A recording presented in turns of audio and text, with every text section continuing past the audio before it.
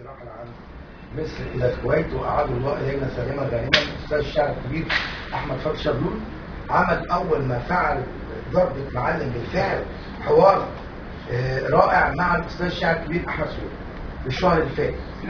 وجد الحوار له ابعاد مدروس، وكان على ذكاء شديد انه فكر داخل الاستاذ احمد سويلم كاتب الاطفال الكبير الرائد الاستاذ احمد سويلم.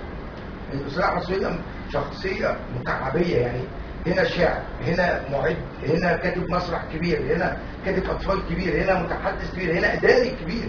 يمكن اكلمك في لقاءات فائته ان حضرتك قلت لي انا بفرق ما بين كل مقام ومقام، وبفرق ما بين الساعات بتاعتي. احيانا ببقى رايح عملي، ببقى رايح وظيفتي الان موظف استاذ احمد سويلم او الاداري احمد سويلم، اما في مكان الشعر فيبقى الشاعر احمد سويلم، في مكان اخر وهكذا.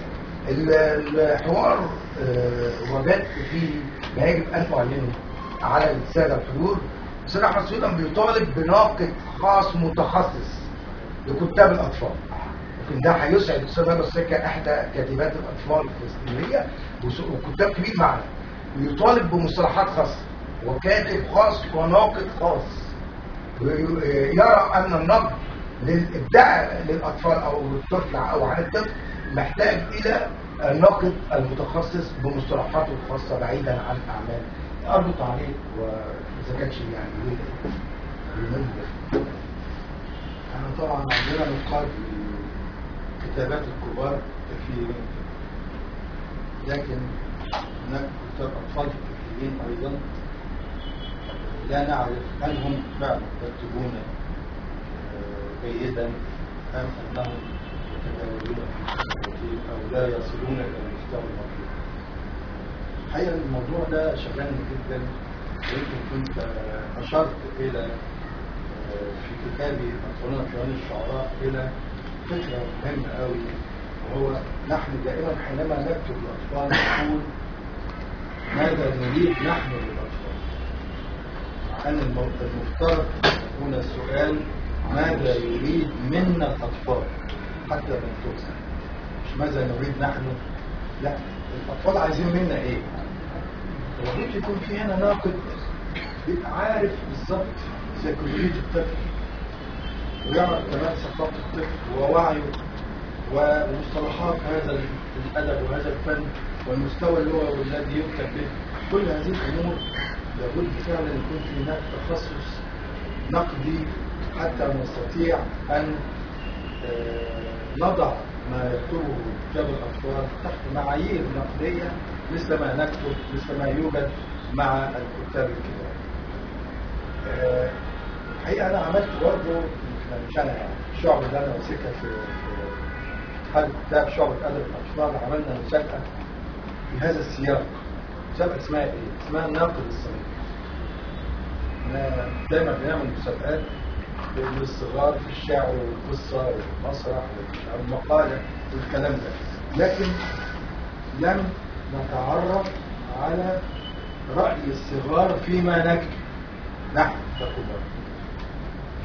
فالحقيقة عملنا هذه المسابقة بالاشتراك مع المجلس القومي للشباب.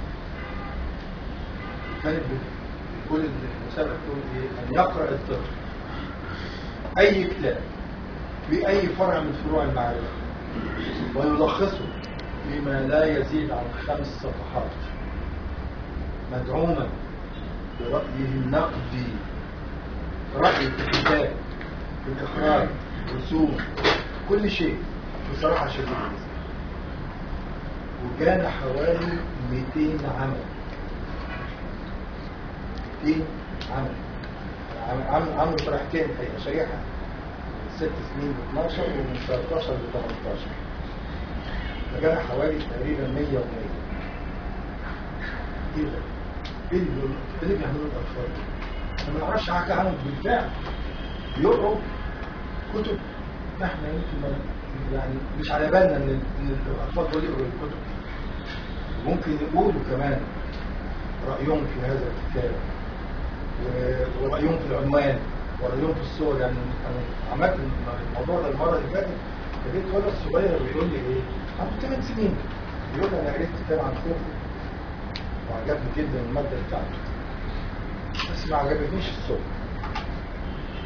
وانا برسم لكم صفحه صور اهي عشان لما تيجوا تطبعوا كتاب تاني تحطوا الصور دي كده. اديتوا الجايزه ولا اديتوا الجايزه كلها. شوف الفكر ده. احنا الكبار بقى، انا بعد ما اخلص هذه المسابقه اتحكم فيها اوديها للمتخصصين بالفعل يحللوا لنا الاجابات دي، عشان احنا ككبار اللي بنقرا الاطفال هنستفيد منها، ونضع بقى من خلال ده المعايير اللي انا بتكلم عليها مع بعض النقاد المتحمسين لهذا الموضوع. استاذ علي، يعني انا مش عارف، انا حاسس ان المتابع هيحس ان في اضافه جديده في هذا الاطار، في التصريحات وفي المتابعات وفي العمل الادبي الجاد. لان الاستاذ احمد يقول لك احنا في شعبة الطفل في اتحاد الكتاب عملنا كذا، جبنا كذا، كونا ناقد صغير. يمكن الفكره تكون مثلا تكررت او لكن تعمقت ووجدت قدرتها من حيث التنفيذ، يعني انتقلت من حيث النص الى حيز التنفيذ على الواقع. وده يمكن استاذ احمد اسالك بحكم ان احنا احد تلاميذك. انا ملاحظ ان الاستاذ احمد ابهرنا في مكتبه الاسره او في تقريبا سلسله دار المعارف وكل الاطفال العميقه جدا من التراث، استعاده للتراث، وطرحتها حضرتك. ثم الان نفتقد المسرح المتخصص، مسرح الشعر للاطفال او الكبار، لكن الطفل حضرتك قدمت لنا اكثر من عمل القنوات التلفزيونيه.